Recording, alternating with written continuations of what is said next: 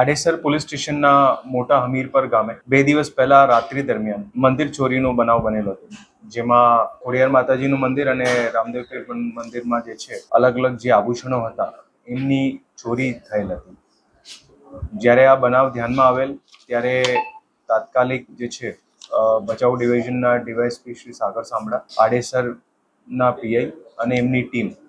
એ બધા જે છે આ જે મંદિર ચોરીનો બનાવ હતો એમને ડિટેક્શનમાં અલગ અલગ ટીમો જે છે પોલીસ દ્વારા તૈયાર કરવામાં આવી હતી. આ જે બનાવ હતું એમનું જે છે ગુનો દાખલ થયો બીએનએસની કલમ હેઠળ, અને એમાં જ્યારે તપાસ શરૂ કરવામાં આવી તો અલગ અલગ જે પોલીસને બાતમી મળતી હતી અને જે અલગ અલગ ટીમો જે કામ કરતી હતી એમાં 2 લોકોની હકીકત મળે, જેમાં જે 2 લોકો છે એક છે પાંછાભાઈ વિભાભાઈ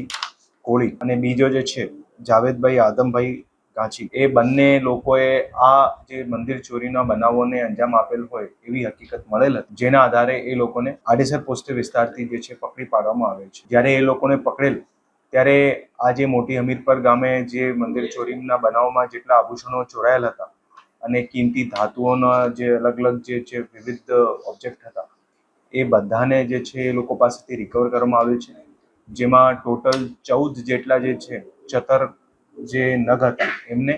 અને એમની સાથે સાથે વિવિધ ધાતુઓની વસ્તુઓ પણ જે છે રિકવર કરવામાં આવેલી.